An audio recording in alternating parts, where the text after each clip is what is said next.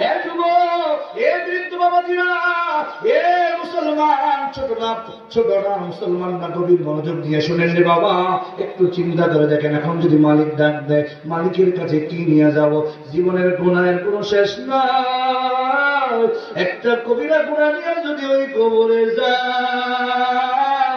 এই কবর বড় অন্ধকার, ওই বড় কঠিন ঘর, ওই কবর বড় কঠিন ঘর। আমার নবী ডাক দিয়া কয়, আল কবরুল রাউযাতুম মিন রিয়াজিল জান্নাহ।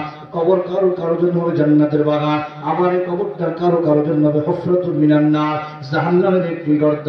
ওই কবর প্রতিদিন তোমাকে আমাকে ডাক দিয়ে কয়, এ দুনিয়ার মানুষ, আমি অন্ধকার ঘর, আমি সাপ বিচ্ছুর ঘর, আমি একাকিত্বের ঘর, আমার কাছে আইসো তো বুঝতেছেন না, আইসো। এমপি আর কে মধ্যে কোনো পরিচয় চলবে না, কে বক্তা, কে মুহাদ্দিস, কে ইমাম, কে খতিব, কে কুতুবুদ্দি, কোনো পরিচয় আমার কাছে চলবে না। আমি আমার কাছে চলবেন না কার আমার যুবকরা, বৃদ্ধ বাবাজিরা পায়ে হাত রেখে বলে, একটু চোখটা নিচু করে একটু চিন্তা করে দেখেন, এই জবান দিয়ে কত গুনাহ করেছি, এই হাত দিয়ে কত গুনাহ করলাম, আল্লাহ এই প্রাণ দিয়ে কত গুনাহ করেছি। আল্লাহ যদি ধরে, জাহান্নাম ছাড়া কোনো উপায় নেই। আল্লাহকে ডাক দিয়ে বলে, আল্লাহ আপনার একটা নাম হলো গফফার, আপনার একটা নাম রহমান,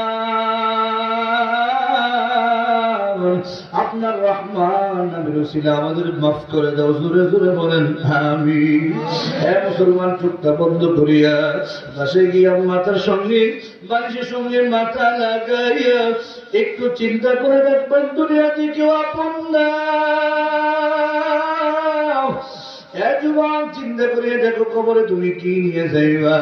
এই বাড়ি গাড়ি দালান কোঠা কিছুই তোমার সঙ্গে যাবে না।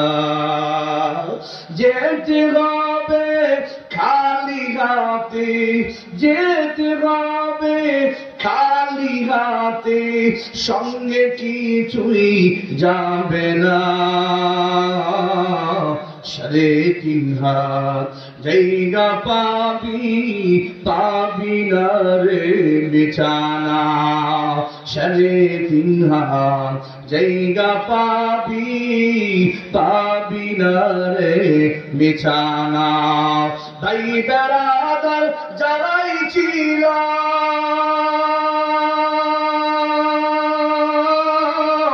একে একে সব হারালো।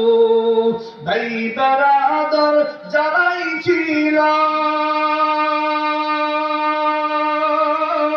একে একে সব হারালো।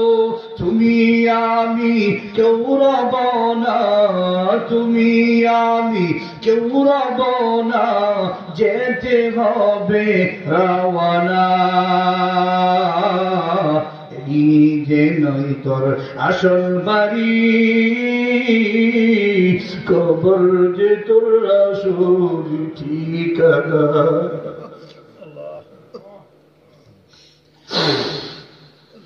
এই যে নয় তোর আসল বাড়ি,